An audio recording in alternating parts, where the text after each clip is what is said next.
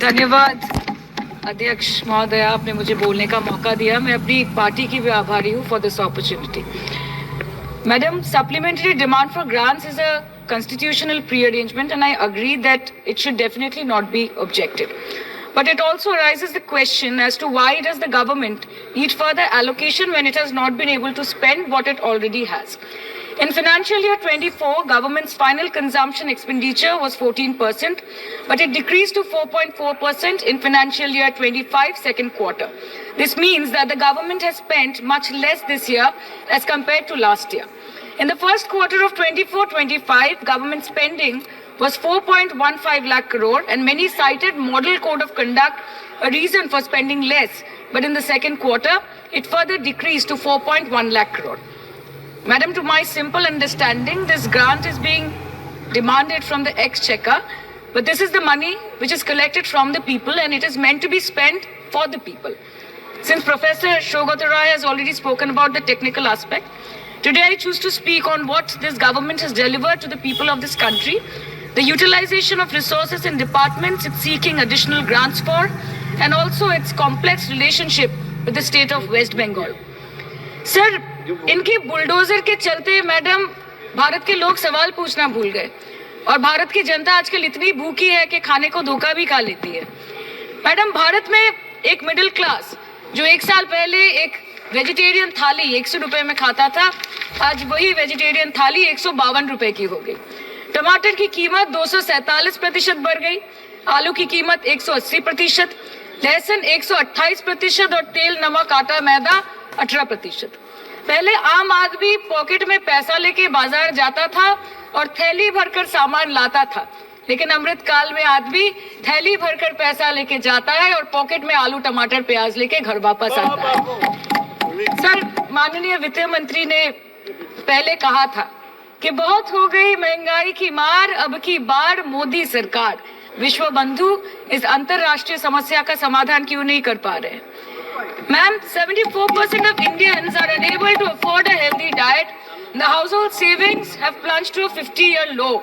Around 48% of the households in this country are facing a financial crisis क्योंकि उनका खर्चा उनकी कमाई से ज्यादा है. The economic inequality in India is a 100-year high.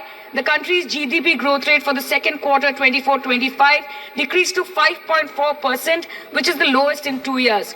The government's total debt has reached a staggering 176 lakh crore and the total debt is expected to soar up to 185 lakh crore by the end of the financial year. आज आपके उधार के वजह से हर हिंदुस्तानी पर 1.25 लाख का बोझ चढ़ गया और आप उनकी मजबूरी को अपनी ताकत समझते हैं। बंगाल में ऑल इंडिया तृणमूल कांग्रेस की प्रदेश युवा अध्यक्ष होने के नाते मुझे हर दिन कई नौजवानों से बात करनी पड़ती है। वो मुझे ये पूछते हैं कि मोदी जी ने हर साल 2 करोड़ नौकरी का वादा किया था, अर्थात 10 साल में 20 करोड़ नौकरी। उन नौकरियों का क्या हुआ, उन वादे का क्या हुआ? मैं बस उन्हें यही कह पाती हूँ कि पत्ते तो झड़ते हैं, उठाता है कोई कोई, वादे तो सभी करते हैं, निभाता है कोई कोई। Ma'am, as per the latest report by CMIE, the unemployment rate has risen to 9.2% in June 2024 as compared to 4.9% in 2013-2014. Female unemployment rate is much higher at 18.5% in June 2024 as compared to 7.7% 2013-14. Around 37% of working women are unpaid. In rural areas, this figure is at a horrific 43%. प्रधानमंत्री जी बोलते हैं सबका साथ, सबका विकास, सबका विश्वास। अगर ऐसा ही है तो भारत के लोग आज देश छोड़ के क्यों जा रहे हैं? 2018 से लेके 2023 के बीच 6,70,000 भारतीय ने अपनी नागरिकता त्याग दी। सिर्फ 2022 में ये संख्या करीबन 2,25,000 की थी। In 2022 alone, 7,500 high net worth individuals with a net worth of more than 8.3 crore or more left India. नवंबर 2022 से सितंबर 2023 सिर्फ 10 महीने में 96,917 Indians were arrested attempting to cross the United States illegally. Modi ji कहते हैं कि वो सबके साथ है, मगर ये आंकड़े बोलते हैं जो सबका होता है वो किसी का नहीं होता। और बंगाल के साथ तो कुछ अलग ही रिश्ता है इनका। The relationship is that of quid pro quo. ठुकरा के मेरा प्यार मेरा इंतकाम देखेगी। मतलब वोट है तो नोट है और वोट नहीं तो नोट नहीं। As per the available reports, as on 19 July, rupees 1.23 lakh crore is already due from the government of West Bengal against flagship programs like Manrega, PM Awas Yojana, Gram Sadak Yojana, National Health Mission, Central Food Subsidy. Further, 40,806 crore is projected dues against these schemes, bringing the total amount to a staggering 1.71 lakh crore. Madam, health care की schemes में सिर्फ fund हमको दिया नहीं जाता क्योंकि colour coding match नहीं करता है। सो आप सबका साथ सबका विकास जो बोलते हैं, is it hinging on colour coding? आपको रंग पसंद नहीं तो आप बंगाल के लोगों को पैसा नहीं दोगे और फिर आप आके बोलते हो कि हम बंगाल में जीत क्यों नहीं पाते। Ma'am, this is the reason, this step motherly attitude, जिसके लिए बंगाल के लोग हर बार इनको बड़े बड़े रसगुल्ला खिलाकर वापस दिल्ली भेज देते हैं। Even after making several attempts to crush our aspirations and our economy, Bengal government stands tall and true towards the commitment towards its people. Bengal में सिर्फ दीदी है तो मुमकिन है। The West Bengal government started transferring money to the bank accounts of 21 lakh people who worked for 100-day scheme without receiving any payments from the central government for Manrega. Even before Ayushman Bharat, in Bengal, Shastro Shati, a cashless scheme was launched, providing treatment cost up to 5 lakh for per person belonging to any strata of the society. आज कलकत्ता के किसी आलिशान private hospital में जहाँ पे एक अमीर आदमी की चिकित्सा होती है, वही बगल वाले बेड में एक गरीब मजदूर, एक गरीब किसान की भी ट्रीटमेंट होती है। यही है ममता बनर्जी का विकास। और आपके अमृत काल में the cost of medical treatment has been doubled in the last 5 years. आप फार्मास्यूटिकल्स के सर आरजीकर पे बात ना बोले, आपकी सीबीआई पे अभी तक कुछ बोल नहीं पाए। हम लोगों ने जो, हमारी पुलिस ने जो बोला था, they are still sticking to that. So उसके बारे में मत बात करें, ठीक है? आप उत्तर प्रदेश के बारे में बात करें ना sir. Sir, medical inflation is at 14%। Regularly लिए जाने वाले दवाइयों की कीमत 50% बढ़ गई। आप सिविल एविएशन के लिए ग्रांट्स मांग रहे हैं।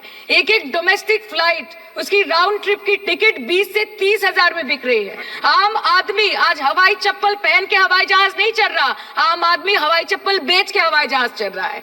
You are demanding funds for education but conveniently ignoring the fact that 11 lakh children have dropped out of school according to your own data.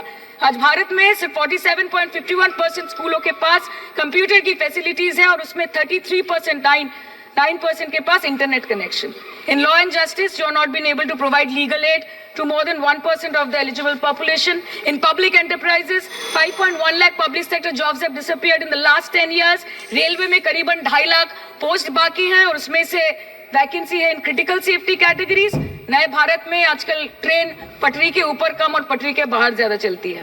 मुझे दुख लगता है इस सदन में ये कहते हुए मैडम कि मैंने अपने लोकसभा क्षेत्र जादवपुर लोकसभा क्षेत्र के लिए एक बारुईपुर कोबी सुभाष मेट्रो एक्सटेंशन की मांग की थी। मुझे डिपार्टमेंट से ये चिट्ठी मिली जिसमें उन्होंने लिखा है that this project is not economically viable and this project is unremunerative।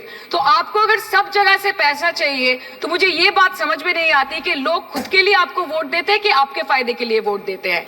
मैं आपको इतना ही बोलना चाहती हूँ, दिस वॉज द रीजन अपने प्रॉफिट के लिए आज इन्होंने सीनियर सिटीजन का कंसेशन भी बंद कर दिया और सीना ठोक के ये बोलते हैं कि 2022-23 अर्थ वर्ष में हमने 15 करोड़ वरिष्ठ नागरिक से 2242 करोड़ कमाए। धन्यवाद माननीय सदस्य। मैं 2 बात और बोल के खत्म कर दूंगी कि लोकसभा पे खर्च करके क्या फायदा मैडम, जब यहाँ पे विपक्ष को बोलने का अधिकार ही ना हो। लोकसभा के लिए भी तो ग्रांट मांगा है ना मैम। और अभी सर बोल रहे थे कि बेटी बचाओ बेटी पढ़ाओ, तो 10 साल पहले मोदी जी ने लॉन्च किया था, लेकिन उसके 80% पैसे सिर्फ पब्लिसिटी और मार्केटिंग और एडवर्टाइजमेंट में खर्च कर दिए। आपके उत्तर प्रदेश, मध्य प्रदेश, राजस्थान में ना बेटी को पढ़ा पा रहे और ना बेटी को बचा पा रहे। बंगाल आए और देखिए कि ममता बनर्जी ने विधानसभा में अपराजिता एक्ट में बिल पास किया है, कन्याश्री किया है।